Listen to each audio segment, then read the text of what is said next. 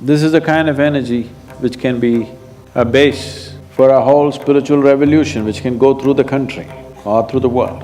Because Shiva himself sat there and they acquired this quality. Here it's ready, sitting there. All you have to do is look up and be receptive to it, that's all.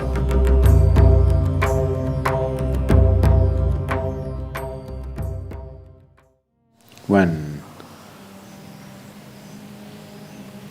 Adiyogi himself was in a state of distress, or maybe distress is not the word, when he was in a certain state of acrimony with himself, when he could not fulfill the promise that he kind of made to a devotee, because he got deceived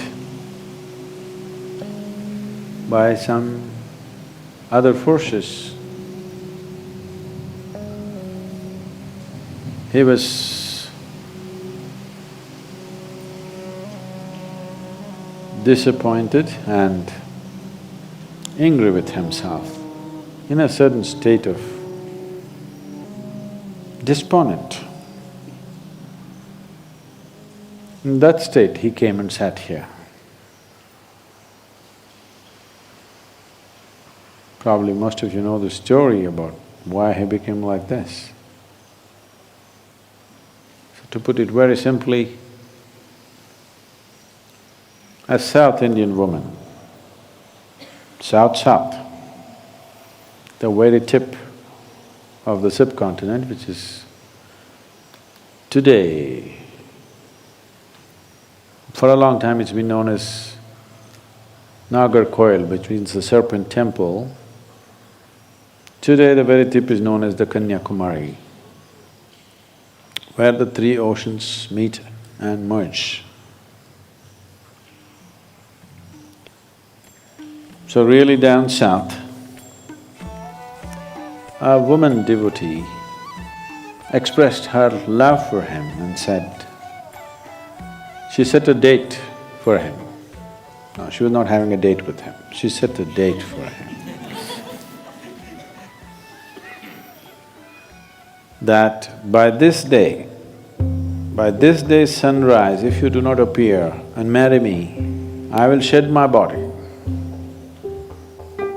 So, when he looked at her, when he looked south and saw the intensity with which she was saying this, he knew that this is for good, this is for real.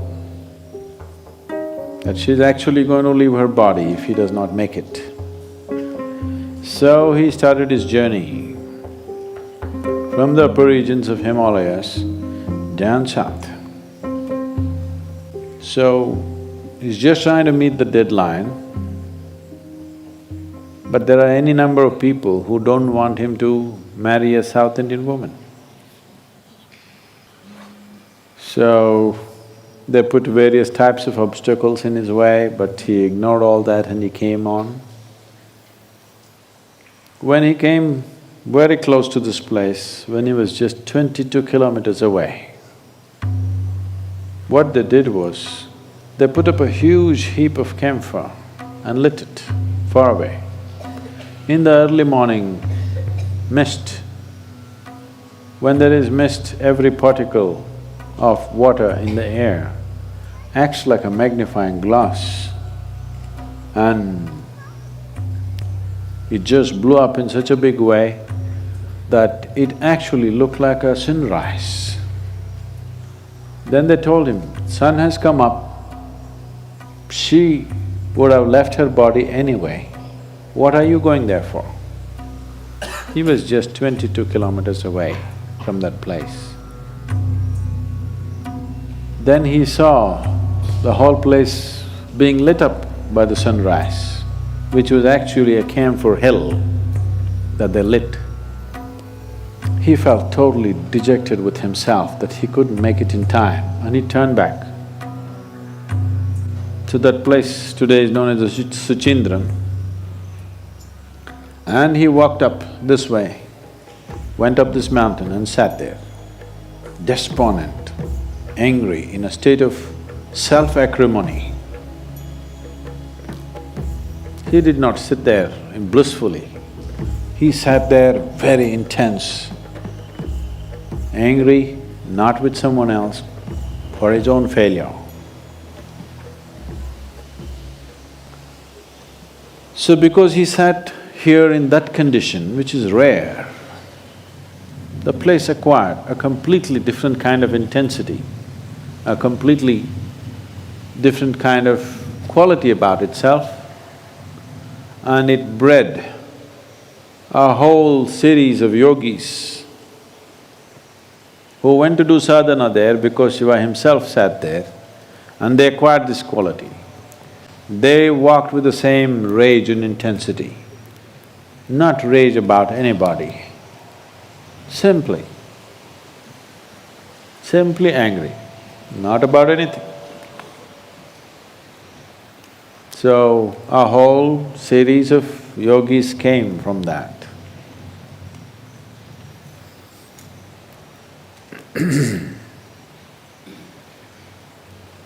If you've seen the pictures of Sadhguru Sri Brahma, he looks like that.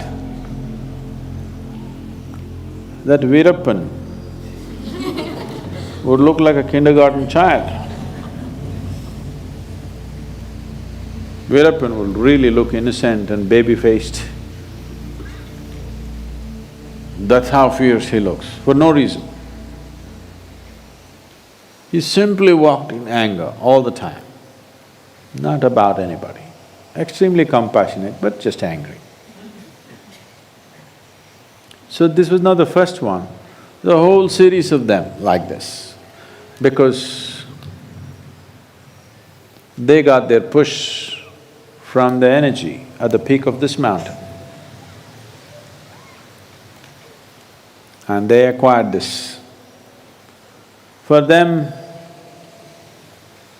for this series of yogis who came, for them, the only transmission that they would trust is that of the Adi-yogi. They are not the kind to trust anything else. They are not the kind to trust any other human being on the planet. Only if it comes from him, it's real for them, otherwise it's not. So they grew in this, because here Adi-yogi sat in a certain state of fierceness, despondence, and a kind of acrimonious condition within himself.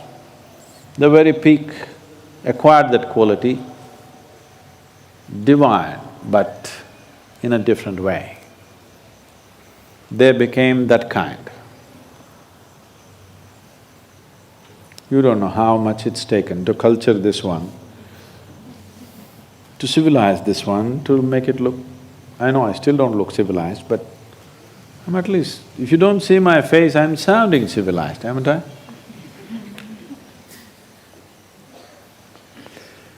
So, the energy, the intensity of what this mountain can transmit, what this peak can do to people is too phenomenal. If we have to generate this kind of energy,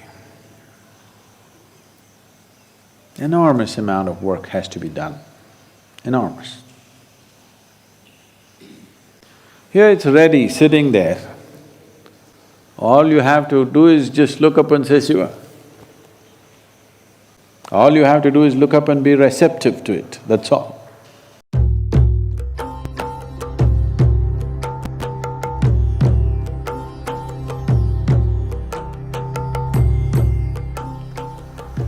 When such a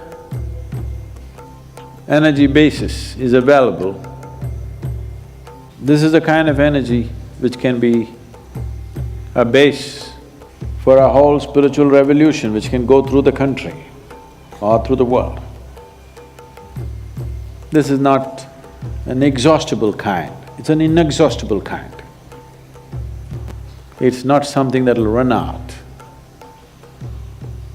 It's something the more you draw, the more forceful it becomes. We would like this to happen to the whole world, but I'm thinking right now, I'm getting old, so I'm thinking more modest these days.